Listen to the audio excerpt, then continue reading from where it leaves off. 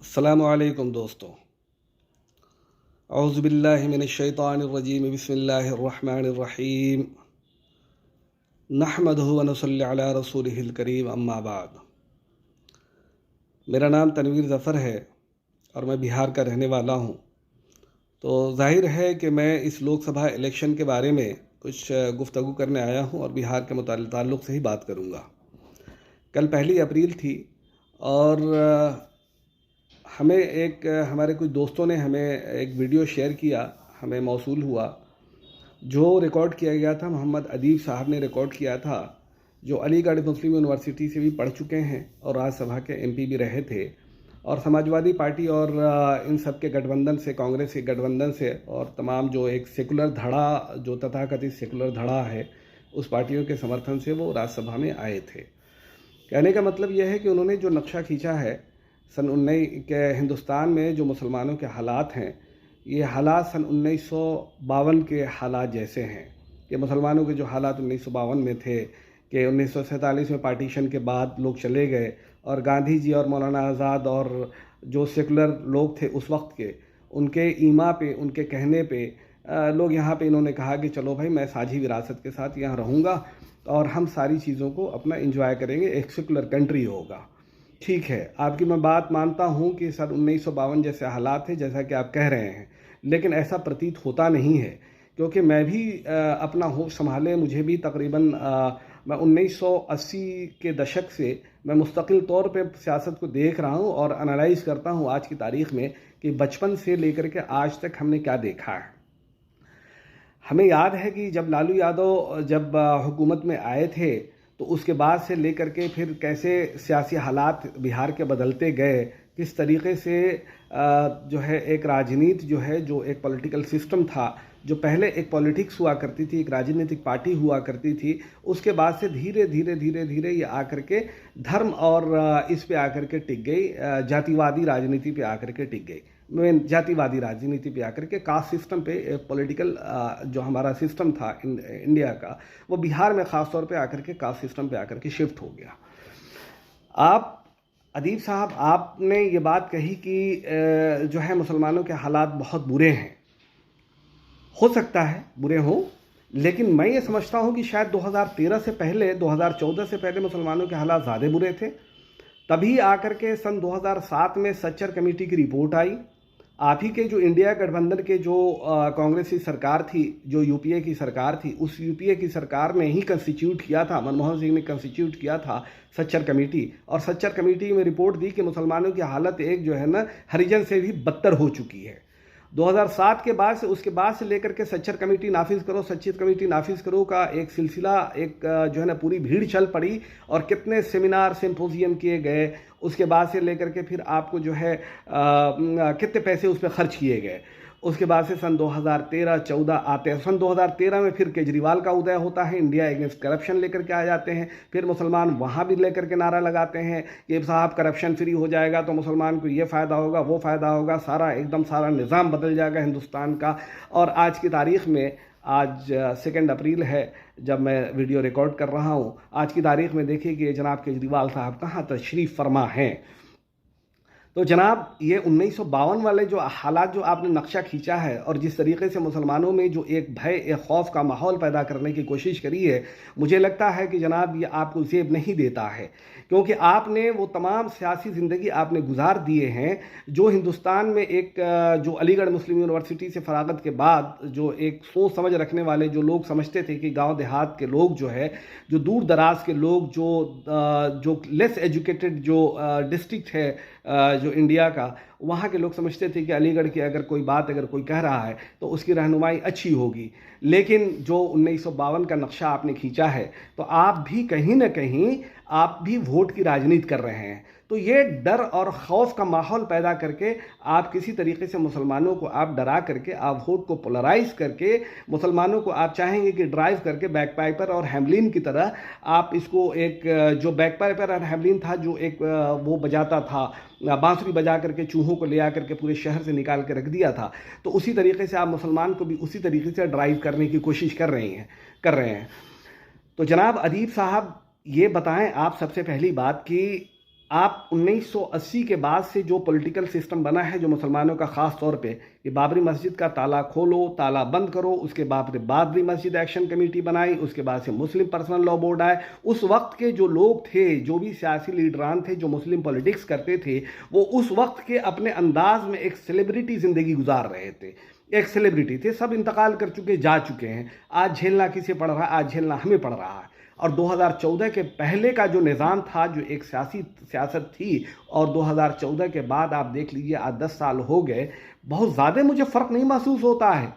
ये NPR है, national population register, ये असम में ये कांग्रेस के ज़माने में हुआ है। और ये अगर मान लिया कि NCR वगैरह अगर यहाँ पे अगर जो लागू होना है या लागू हो चुका है, तो CA NRC जो है, तो ये सब जो है ये मतलब कि ठीक है, ये एक वक्त है का सिस्टम है। आपके कांग्रेस के ज़माने में जो इंडिया गठबंधन को जो एक लीड कर रही है एक तरीके से, उनके ज़माने में भी मुसलमानों को पकड़ पकड़ करके बंद किया जाता था, एजेंट बनाया जाता था, पोटा और जो है ना UAPA और क्या क्या नाफिज होता था, पोटा भी बना था, बहुत सारी चीज़ें हुई थी, बहुत सारे टाटा वाडा बना था, टाटा वाडा सारी चीज़ें हुई थी, तो उस ज़माने में भी हुई थी। तो अब खुदा रहा अब इस वक्त ऐसी बातें ना करें कि 1952 जैसे माहौल हैं। और इस तरीके से आपने हमेशा से तमाम लोगों ने, जो मुस्लिम लीडरान हैं हमारे, वो उन्होंने वाकई में सियासत की राजनीति को एक रजवाड़े, एक डेमोक्रेटिक सिस्टम को एक जो है राजशाही तंत्र में बदलने का बड़ा योगदान दिया है। जैसे उत्तर प्रदेश में आप देख लीजिए, उत्तर प्रदेश में भी एक घराना है, एक सियासी घराना है, एक सियासी पार्टी है। वो सियासी पार्टी क्या, वो एक सियासी दुकान है। उसके घर में भी लोग, तमाम लोग जो है ना सांसद, घर के ही लोग सांसद बनेंगे, विधायक बनेंगे, काउंसिल जाएंगे, राज्यसभा जाएंगे। वही हाल बिहार का है। यहाँ भी लोग जो है बस अपने ही लोग जाएंगे, फैमिली सिस्टम ही बनेगा, एक तरीके राजशाही ज़िंदगी में कन्वर्ट हो चुका है मामला। तो आप ऐसे लोगों को आप फ़रोग़ देना चाहते हैं, ऐसे लोगों को आप सत्ता में लाना चाहते हैं। और ख़ास तौर पे जिस इंडिया गठबंधन की आप बात कर रहे हैं, वो इंडिया गठबंधन तो खुद ही कमज़ोर है। आप कैसे कहते हैं कि राहुल गांधी अगर कांग्रेस अगर ड्राइव कर रहे हैं, तो राहुल गांधी में इतनी हिम्मत कहाँ है? बिहार में वो सिर्फ एक 9 सीट पर चुनाव लड़ रहे हैं। आप कैसे कहते हैं कि जो ना और तमाम खिचड़ी पका दिया है? कैसे कहते हैं कि उनके हाथ में बागडोर होगी, इंडिया गठबंधन होगा? साहब, ये फैमिली निज़ाम, फैमिली सिस्टम, पॉलिटिक्स में फैमिली सियासत को आप हटा दें। दूसरी चीज़ रही बात कि मुसलमान जो है कहाँ है आज की तारीख में, मुसलमान कितने हैं आपके विधानसभा में या फिर जो है लोकसभा में या राज्यसभा में, और किस तरीके से डिक्लाइन हुआ है, जो आपके नंबर किस तरीके से डिक्लाइन हुआ है। शायद आप भी उर्दू अखबार पढ़ते हैं, और बहुत सारी ऐसी तंजीमें हैं जो सिर्फ डाटा प्रिपेयर करती है कि मुसलमान इतने थे, मुसलमान उतने थे, मुसलमान इतने रह गए। मुसलमानों को तो अब टिकट देता नहीं है। आपकी जो इंडिया गठबंधन है वो भी अब टिकट नहीं देती है। क्या कहती है कि मुसलमानों को कोई वोट नहीं देता है, मुसलमान खुद ही मुसलमान को वोट नहीं देता है। तो जनाब, आप दिल्ली में बैठ करके, एयर कंडीशन में बैठ करके, अलीगढ़ में बैठ करके, हमने भी यहाँ के सियासी निज़ाम को बहुत देखा है और बहुत बारीकी से हमने गौर किया है। तो जनाब, आप डिक्लाइन होते हुए नंबर्स को, आप नौकरियाँ में कितने हैं आप ये देखिए। सच्चर कमेटी की रिपोर्ट क्यों बनी? नौकरियाँ में आप ख़त्म हैं। आप सियासी मंजर आम पे आपका कहीं अब नामो निशान होने नहीं जा रहा है, ख़त्म होता जा रहा है। तो आप ये बताएं कि फिर क्या फ़ायदा? फिर बीजेपी का डर, बीजेपी तो साहब राम मंदिर भी बन गया, और जो है ना आपके ख़िलाफ़ में आप जो है ना जो कोर्ट में, सुप्रीम कोर्ट में बाबरी मस्जिद का मुकदमा भी आप लूज़ करके हार गए। तो ये सारा सिस्टम, सारा निज़ाम आप जो है सिर्फ एक मरकूज़ करके रख दिया है, मुसलमानों को डरा करके रख दिया है कि मुसलमान बीजेपी के डर से एक सियासी निज़ाम को कायम करे और एक जो है एक राजशाही निज़ाम को कायम करे। मुसलमान उसका सबसे बड़ा उसमें कंट्रीब्यूट करता है आज की तारीख। तो ये जनाब, ये वक्त नहीं है ऐसी बातें करने का। और ये बात आपको करनी अगर थी तो ये वीडियो को एकदम वायरल करके आप चाह रहे हैं कि फिर से आपके जो फर्जंद होंगे या आपके आने वाली जो नस्लें होंगी उनको भी सियासी जो है वो मिल जाए, जगह मिल जाए आने वाले वक्त में, उनका आपके कंट्रीब्यूशन को जो इंडिया गठबंधन है वो याद रखें। तो जनाब, ये ऐसा ना करें प्लीज़, बड़ी मेहरबानी होगी। आप जो वीडियो आपने जारी किया है उसको आप फ़ौरन आप डिलीट कर दें, उसके सोर्स को डिलीट कर दें, ताकि वो खामखा जो है लोगों में बदअमनी फैलाने का काम न करें। जनाब आप ये बताएं कि मुसलमान इतने, मुसलमान उतने, मुसलमान ऐसे डिक्लाइन कर गए, क्यों डिक्लाइन कर गए? आपने कभी किसी सियासी पार्टी से पूछा?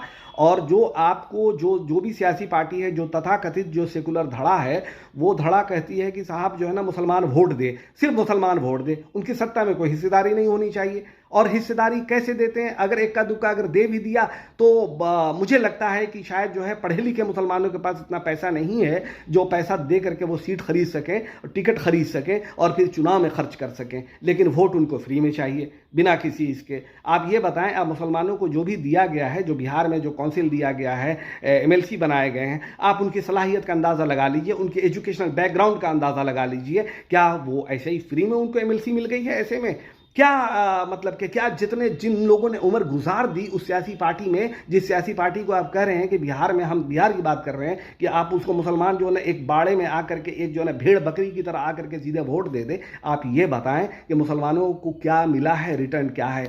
और दूसरी बात ये रही, आप ये बताएं क्या खोया क्या पाया? हमने वोट दिया और क्या हमें मिला?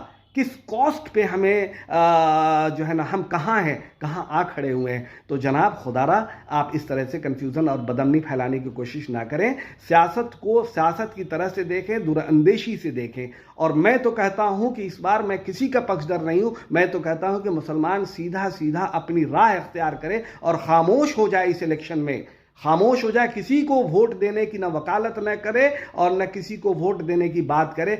अगर वोट देना है तो हमारी माँ, हमारी बहनें और हमारे भाई, हमारे नौजवान अब इतने होशमंद हो चुके हैं, जो नबी करीम में जाकर के मजदूरी करते हैं, जो सऊदी धरावी में जाकर के मजदूरी करते हैं, बैग बनाते हैं, जरी का काम करते हैं, आज की तारीख में वो अब इतने अल्हम्दुलिल्लाह इतने होशियार हो गए हैं, सोशल मीडिया के माध्यम से जैसे भी हो वो आकर के इस बार नोटा को वोट देंगे और सीधे कहेंगे कि हमारी ताकत यह है कि हम तुम्हें सत्ता दिया है, हमने तुम्हें पिछले सालों में, अब तुम सत्ता से बाहर ही रहोगे आने वाले वक्तों में, जब तक कि तुम हमें हमारा हिस्सा नहीं दोगे। मुसलमान अब भेड़ बकरी की तरह बीजेपी से डरा करके आप मुसलमानों से अब वोट लेना बंद कर दें, और मुसलमान भी अब आपको वोट लेने नहीं देने नहीं जा रहा है। तो लिहाजा अपनी आखिरत की तैयारी करें और मुसलमानों से कम जो है ना जाते वक्त जो है, आपको जिस तरीके से हम लोग कहते हैं कि हमारे पिछले नस्ल ने, पिछले जो हमारे जो 80s के जो हमारे रहनुमा थे, उन लोगों ने किस तरीके से हमें ड्राइव किया है, कहाँ ले आकर के धकेल दिया, जो हमें मजबूर होना पड़ा जाकर के मजदूरी करने पे, नौकरियों से हम गायब हो गए, सियासत के मंच से हम गायब हो गए। तो लिहाजा आप जो है आप अब ऐसा काम ना करें प्लीज़। हम आपसे बहुत गुजारिश करते हैं। और हमारे भाई बहन इस बात को जो है ना अच्छे तरीके से समझ चुके हैं कि बीजेपी के डर दिखा करके बीजेपी आ जाएगी, बीजेपी आपको लाल महासागर में डाल देगी, ऐसा अब मुसलमान इस नारे पे वोट आपको नहीं देने जा रहा है। और इंशाअल्लाह हमारे भाई इस बार ऐसी गलती ना करेंगे। इस 2024 का जो लोकसभा का इलेक्शन है, मुसलमान अपनी ताकत का इंशाअल्लाह मुजाहरा कर देगा। अस्सलामु अलैकुम रहमतुल्लाह।